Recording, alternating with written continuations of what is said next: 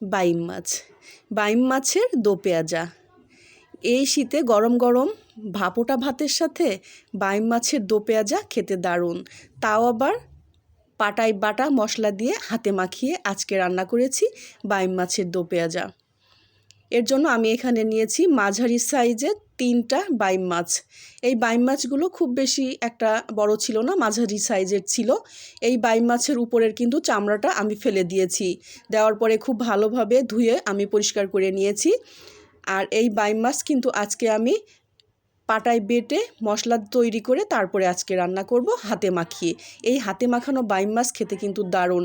এর জন্য আমি মশলা করে নিয়েছি, পাটায় নিয়েছি এখানে হাফ চামচ আদা বাটা, রসুন বাটা, ধনিয়ার বাটা নিয়েছি, মরিচ বাটা নিয়েছি, এখানে গরম মশলা বাটা। এই বাটা মশলাগুলোকে আমি হাফ চামচ করে নিয়েছি, আর মরিচের পরিমাণটা একটু বাড়িয়ে নিয়েছি, আপনাদের স্বাদ মতো দিয়ে দিতে পারবেন। এখন এই মশলাগুলো কিন্তু আমি মাছের মধ্যে খুব ভালো করে হাতে মাখিয়ে নিব। আর এরপরে আমি এর মধ্যে দিয়েছি 1.5 টেবিল চামচের মতো ছেঁচা পেঁয়াজ। পেঁয়াজটা কিন্তু আমি খুব বেশি মিহি করে বাটিনি।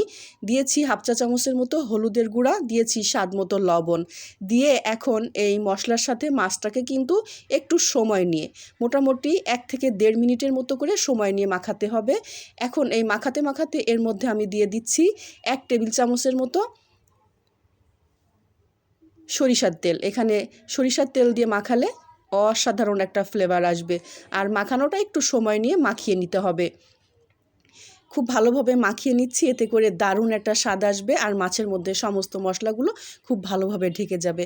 এখন এই মাছটাকে আমি প্রায় 15 থেকে 20 মিনিটের মতো করে ম্যারিনেট করে রেখে দিচ্ছি। হাতে সময় থাকলে আপনারা একটু বেশি করে সময় নিয়ে মাখিয়ে রেখে দেবেন। ঠিক 20 মিনিট পরে আমি ঢাকনাটাকে তুলে নিয়েছি। অসাধারণ একটা স্মেল আমি পাচ্ছি।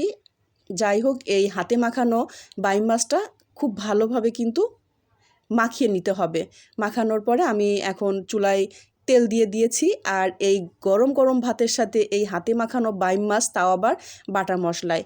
আমি অন্য পাশে চুলায় এক কড়াই বসিয়েছি, তার মধ্যে দিয়ে দিয়েছি 1/3 কাপের মতো সরিষার তেল। দেওয়ার পরে যেহেতু আমি এখানে বাইম মাছের দো পেঁয়াজা, সেক্ষেত্রে আমি পেঁয়াজের পরিমাণটা একটুখানি বাড়িয়ে নিয়েছি। আমি এখানে 1 কাপের মতো পেঁয়াজ নিয়েছি। পেঁয়াজটাকে আমি হালকা পাতলা করে কিন্তু ভেজে নিচ্ছি, খুব বেশি লালচে করে পেঁয়াজটাকে ভাজতে যাব না।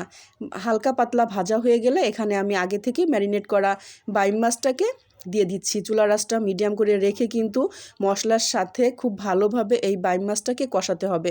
আর কষাতে কষাতে কিন্তু দারুণ একটা স্মেল পাওয়া যাবে। আমি এখানে চুলার আঁচটা মিডিয়াম করে রেখে বাইম মাছটাকে একটু মশলার সাথে কষিয়ে নিচ্ছি। আর কষানোর সময় দেখতে পারবেন যে কষানোর কালারটা কেমন হয়েছে। কষাতে কষাতে একটা পর্যায়ে যখন একটু লালচে কালার এসেছে, ওই পর্যায়ে কিন্তু আমি বাটিটাকে ধুয়ে দিয়ে দিয়েছি। দেওয়ার পরে এখন আমি আবারও মশলাটাকে খুব ভালোভাবে কষিয়ে নিব, যাতে মশলা থেকে কোনো রকম গন্ধটা না আসে। সেই সাইড কিন্তু অবশ্যই আপনাকে খেয়াল রেখে মশলাটা ভালো করে কষাতে হবে। কষাতে কষাতে একটা পর্যায়ে দেখবেন যে তেল উঠে আসছে, মোটামুটি একটু কালার চলে আসছে আর মাছটা থেকে একটু তেলটা উঠে এসেছে। এই পর্যায়ে কিন্তু দারুণ একটা স্মেল চলে আসছে। এখন আমি এর মধ্যে দিয়ে দিচ্ছি 1.5 কাপের মতো পানি। যেহেতু আমি মাছটাকে একটু মাখা মাখা খাবো, যার জন্য একটু পানির পরিমাণটা আমি একটু কমিয়ে দিয়েছি। চাইলে কিন্তু আপনারা একটু ঝোলের পরিমাণ যদি বেশি খেতে চান, সেক্ষেত্রে আপনারা বাড়িয়ে দিতে পারবেন।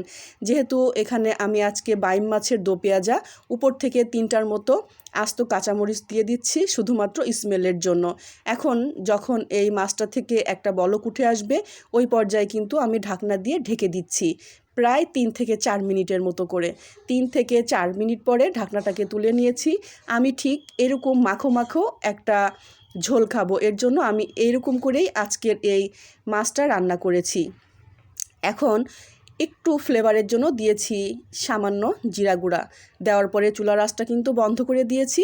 দেওয়ার পরে এখন ঢাকনা দিয়ে ঢেকে রেখে দিচ্ছি 2 মিনিট মতো। 2 মিনিট পরে আমি আপনাদের সাথে শেয়ার করব। একটা সার্ভিসিং বলে ঢেলে নিচ্ছি আজকের দারুণ মজার বাইম মাছের দো পেঁয়াজা। আপনারা একবার কমেন্ট করে জানাবেন কেমন হয়েছে আজকের এই বাইম মাছের দো পেঁয়াজা।